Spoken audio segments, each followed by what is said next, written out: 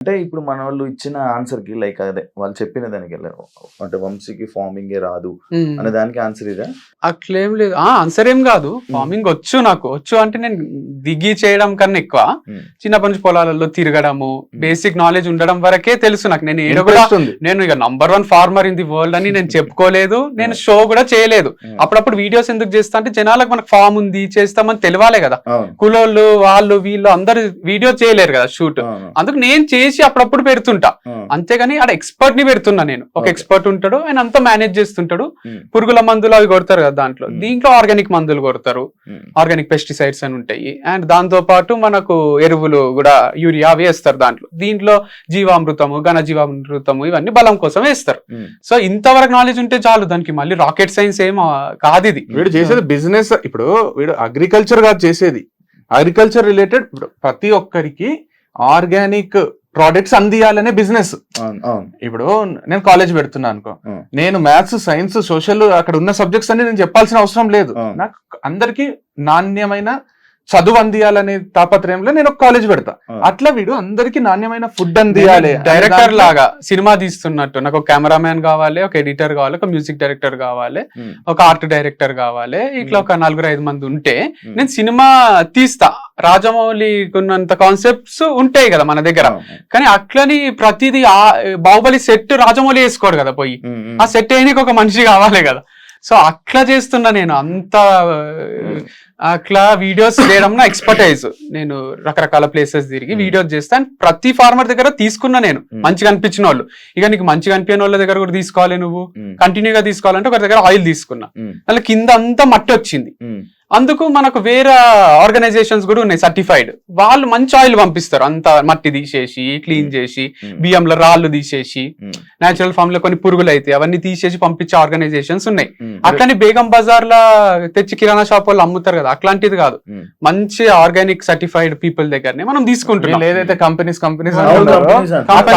అంటే ఏంటంటే ఇప్పుడు వీడు చెప్పినట్టు ఇప్పుడు బెండకాయలు ఆర్గానిక్ గా బెండకాయలు పండించే రైతులు ఇండియా వైడ్ ఉంటారు. వాళ్ళు ఈ కంపెనీస్ ని అప్రోచ్ అవుతారు, లేదా ఈ కంపెనీస్ వాళ్ళని అప్రోచ్ అవుతాయి. కంపెనీస్ ఇవి ఏం కంపెనీస్, కెమికల్ కంపెనీస్ కాదు. మంచిగా వీళ్ళు ఏం చేస్తారో బెండకాయలని తీసుకొచ్చి దాంట్లో పురుగులు ఉన్నాయి తీసేసి మంచి చేసి దానికి సర్టిఫై చేసి ఇది ఆర్గానిక్ అని టెస్ట్ చేసి పెడతారు. ఆ కంపెనీస్ నుంచి మనం తీసుకొని మనం ప్రజలకు అందిస్తున్నాం. ఎందుకంటే మనం ఒక ఫార్మర్ దగ్గర పోతాం, అన్న మేము కొట్టలేదు, అసలు ఒక్క మందు కూడా కొట్టలేదు అంటారు. మనకు డౌట్ వస్తుంది, మందు కొట్టి ఆ కంపెనీస్ ఏంటంటే అన్ని టెస్టులు చేసి అట్లాంటి సర్టిఫైడ్ కంపెనీస్ ఉన్నాయి ఇండియా వైడ్. వీడేం చేసిండు, దాంట్లోనే బెస్ట్ దగ్గర నుంచి కొన్ని తీసుకొస్తున్నాడు. ఎందుకంటే ఫార్మర్స్ అన్ని సప్లై చేయలేరు కదా, 24/7 ఇయర్ 365 days అందరు ఫార్మర్స్ అన్ని సప్లై చేయలేరు. కాబట్టి వీడు వీళ్ళ ద్వారా ఇంకా బెటర్. అది ఇదన్నా మనం డౌట్ చేయొచ్చు, ఫార్మర్ దగ్గర ఒకరి దగ్గర పోతాము తీసుకొని వస్తాము, అది ఆర్గానిక్ కాదంటే మనం అంత కనుక్కున్నా కూడా కంపెనీస్ అవి దాని వెనకాల కూడా పెద్ద సిఇఓలు ఉన్నారు, XIAS ఉన్నారు, అందరు ఉన్నారు దాని వెనకాల. సో ఇదేదో ఊరికే స్టార్ట్ చేసింది కాదు. అంటే ఇది నేను స్టార్ట్ చేసింది కూడా 1-2 సంవత్సరాలు సంపాదించుకొని దుబాయ్ పారిపోదామని కాదు. నేను 40 ఏళ్ల తర్వాత కూడా ఇది ఉండాలి, వంశీ ఫార్మ్స్ నా పిల్లలకు కూడా ఉండాలి అనే ఇమాజినేషన్ లో స్టార్ట్ చేసుకున్నది. సో వీళ్ళు ఏదో ఫ్రాడ్ చేస్తున్నాడు అది ఇది అంటే నాదే మూత పడుతుంది కదా అట్లా చేస్తే. ముగ్గురు, ఒక అమ్మాయి తర్వాత నేత్ర అయిపోయిన తర్వాత మళ్ళీ హిందూ తర్వాత ఇప్పుడు కొత్తగా అమ్మాయి పేరు ఏదో ఉంది, అర్పిత.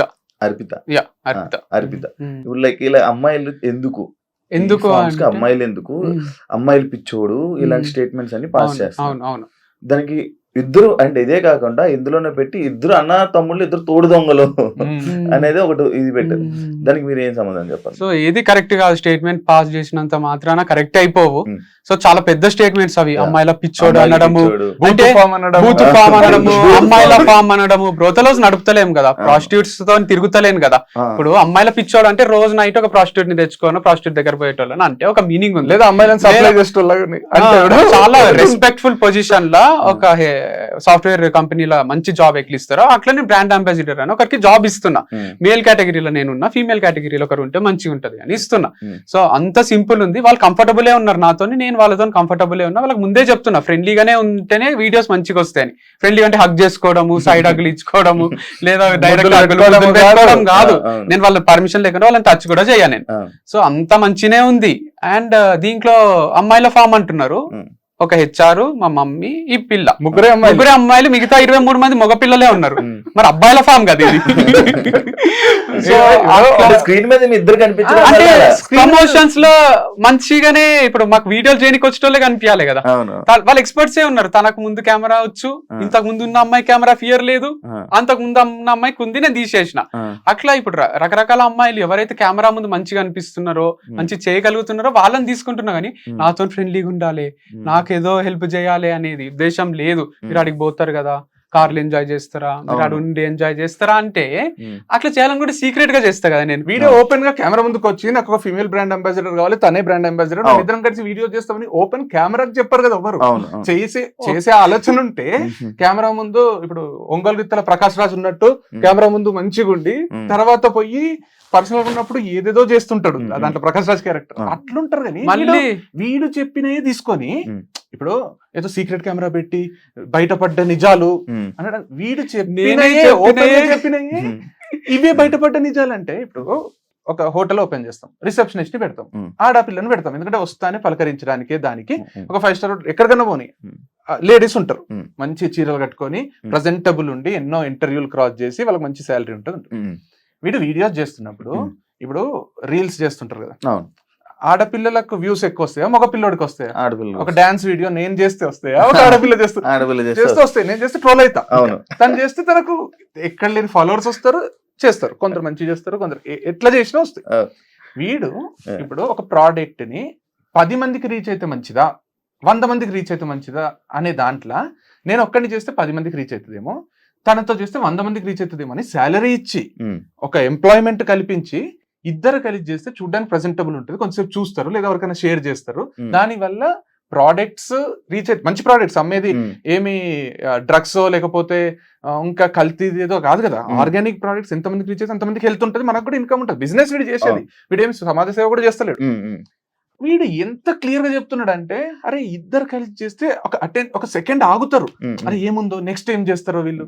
వీని డ్రెస్ ఒకటి ఉంటుంది, ఆమె డ్రెస్ ఒకటి ఉంటుంది, నెక్స్ట్ అటైర్స్ మారుతుంటాయి, ఒక ఇంట్రెస్టింగ్ కాన్వర్సేషన్ వస్తుంది. ఒక్కడే చేసి ఈ రోజు మా ఫామ్ లో మామిడికాయలు వచ్చినాయి మీరు కొనుక్కోండి, నెక్స్ట్ రేపు ఈ రోజు మా ఫామ్ లో హనీ వచ్చింది కొనుక్కోండి అంటే, ఒక స్టేజ్ తర్వాత చూడకపోతే అరే ఏమొచ్చింది వంశీ ఈ రోజు ఫామ్ లో, ఈ రోజు హనీ వచ్చింది చాలా బాగుంది కావాలంటే నువ్వు టేస్ట్ చేయి.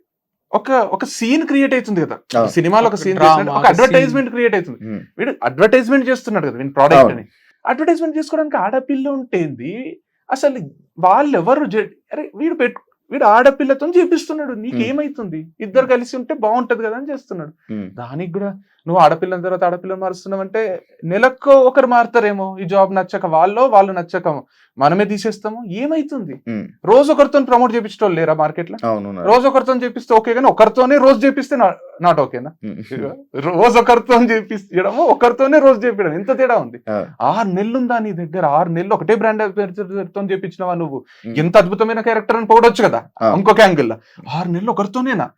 6 నెలలకు ఒకరిని మారుస్తావా అంటే, అరే 6 నెలలకి ఏంది, 2 నెలలకే ఇంకొక కొత్త వాళ్ళు వచ్చి చేస్తారేమో ప్రమోషన్, వాళ్ళకి వేరే ఉపాధి ఉండదా?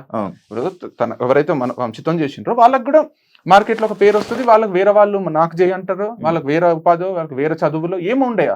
ఇక వంశితం లైఫ్ లాంగ్ అంటే 40 ఏళ్ళు ఒకరే చేయాలా అంటే ఏంది అంటే కాన్సెప్ట్? అంటే మేబీ వైఫ్ అండ్ హస్బెండ్ అయితే చేస్తుంటే మేము బ్రాండ్ కోసం మాత్రమే ఈ అమ్మాయిని తీసుకుంటాం, బ్రాండ్ వాల్యూ పెంచుకోవడానికే. అంటే మన బ్రాండ్ ఉందని మార్కెట్ లో తెలియాలి, ఎక్కువ రీచ్ ఉంటే ఎక్కువ సేల్స్ ఉంటాయి. తెలుగు స్టేట్స్ మంచి ప్రోడక్ట్ అమ్ముతున్నాం కదా మనం, మంచి ప్రోడక్ట్ అమ్ముతున్నప్పుడు నాకు నేనే ప్రమోట్ చేసుకోవాలి కదా. ఇప్పుడు విజయ్ దేవరకొండ వాళ్ళకి డబ్బులు ఇచ్చి ప్రమోట్ చేసే అంత ఉండదు కదా. కాబట్టి నేను చేసుకోవాలంటే నేనే చేస్తుంటే బోర్ వస్తుందేమో, కొన్ని నేను ఇండిపెండెంట్ గా చేస్తా, కొన్ని టుగెదర్ చేస్తాము అని చేస్తున్నా. అమ్మాయి మానేయడానికి రీజన్ హిందూ దివ్య అదే ఉంటే రీజన్స్, కానీ అవి చెప్పొద్దు అని అనుకున్నాం. అంటే తను చెప్పొద్దు అన్నది తను కంఫర్టబుల్ లేదు, రీజన్ తెలియాలి. తీసేసారా లేకపోతే ఆమె వెళ్ళిపోయింది? తనే క్విట్ చేసింది, క్విట్ చేసి పెట్టుకుంది నేను క్విట్ చేసిన అని, ఫర్ మై ఓన్ గుడ్ అని పెట్టుకుంది. ఇక్కడ ఓన్ గుడ్ ఏందో అర్థం కాలే నాకు. ఓన్ గుడ్ అని పెట్టుకోవడం హర్ట్ అయినా నేను. తనేమో ఏం మాట్లాడకు అన్నది. I'm quitting Vamshi farms as brand ambassador for my own good అని పెట్టుకుంది. I'm quitting Vamshi farms as brand ambassador. చాలు కదా, నేను కూడా నా మంచి కోసమే వదిలేస్తున్నా అంటే, నా మంచి కోసమే నేను తీసేసిన వీడు కూడా పెట్టొచ్చు కదా, ఫర్ మై ఓన్ గుడ్ నాకు సేల్స్ వస్తలేవు కాబట్టి తీసేసిన, ఏదన్నా అనొచ్చు కదా. ఇప్పుడు మ్యూచువల్ గా మనం ఇంకా ఈ రోజు నుంచి మనం కలిసి వీడియోస్ చేయరాదు అనుకున్నప్పుడు అంతే రెస్పెక్ట్ తోని నువ్వు స్టేటస్లు పెట్టుకోరాదు, నువ్వు పోస్టులు పెట్టుకోరాదు. వంశీ పెట్టిండ ఒక్క పోస్ట్ అన్న ఒక్కసారి అని చెప్పిండ, నువ్వు కూడా అంత సింపుల్ గా విడిపోవాలి. కానీ ఏదో నాగ్ గా క్లెవర్ గా చేస్తున్నాము, నేను రోజు ఒక స్టేటస్ పెడతా, నేను ఇట్లాంటి పోస్టులు పెడతా అంటే తప్పు. స్టోరీస్ కూడా స్టోరీస్ పెడతా అంటే కర్మ విల్ టేక్ కేర్ అంటే ఏం టేక్ కేర్? అందుకనే డ్యూయల్ ఫేస్డ్ పీపుల్ అంటే ఎవరు? రెండు మొహాలు ఉన్న మనుషులు అనుకుంటున్నది. అదే అంటున్నా. యాక్చువల్లీ అదే ఇవన్నీ పెడుతుంటే ఏమనిపిస్తుంది అంటే ఏదో జరిగింది వీళ్ళిద్దరు అనుకోవాలనే పెడుతున్నారు, కానీ నేను పెట్టలేక కాదు కదా. నేను రోజు పెడితే వాళ్ళు చాలా హర్ట్ అవుతారు, చాలా సెన్సేషన్. అంటే ఇప్పుడు అంటే అది పెద్ద టాలెంట్ ఏం కాదు, వేరే వాళ్ళకి తీసుకొని కాపీ కొట్టి పోస్టులు. మనమే మాట్లాడతాం కదా, ఇక మనం మాట్లాడితే వాళ్ళు అకౌంట్ ఎందుకుంది నాకు అనిపిస్తుంది. మాట్లాడినా నేను జనరల్ గా మాట్లాడినా మనం కూడా అనొచ్చు. ఇండైరెక్ట్ గా చేయడం అనేది ఆర్ట్ ఏం కాదు, అది పెద్ద ఆర్ట్ ఏం కాదు. మనము సాధించిందంటే ఇట్లా చేయొచ్చు ఇండైరెక్ట్ గా. మరి అంత లేదు, అది మాట్లాడద్దు అనుకున్నప్పుడు మాట్లాడొద్దు. ఇప్పుడు విడిపోయేటప్పుడు ఏమైందంటే బ్రాండ్ గా వద్దు అనుకున్నప్పుడు నువ్వేం చెప్పకు, నేను ఒక దగ్గర మంచిదే అనిపించింది, సోలోగా చేసుకోవాలనిపించింది. తర్వాత సోలో కన్నా ఇట్లా మళ్ళీ ఒకరితో చేయడమే బెటర్ అనిపించింది. సో నేను నా స్ట్రాటజీస్ నాకు ఉంటాయి కదా, నేను పనే చేస్తున్నా కదా, ఇదేమి నిజంగా నేను ఏదన్నా ఇల్లీగల్ బిజినెస్ చేస్తుంటే మీరు క్వశ్చన్ చేయాలి. నువ్వు ఒక అమ్మాయిని తీసేసినావు, ఇప్పుడు ఇంకొక అమ్మాయి ఎట్లా చేస్తావు నువ్వు అని అడగాలి. నేను ఒక మంచి ఆర్గానిక్ బిజినెస్ చేస్తున్నా అంటే ఒక గుడి లాంటిదే మా ఫామ్. సో దీంట్లో బూత్ లేదు, దీంట్లో ఏమీ లేదు. కావాలంటే మీరు వచ్చి చూసుకోవచ్చు, నాతోనే ట్రావెల్ చేయొచ్చు. సో అంత కంఫర్టబుల్ ఉంటుంది నాతో, వాళ్ళతో నాకు, ఒక్కరితో కాదు, మొత్తం 25 మంది ఎంప్లాయీస్ కి మంచినే ఉంటుంది.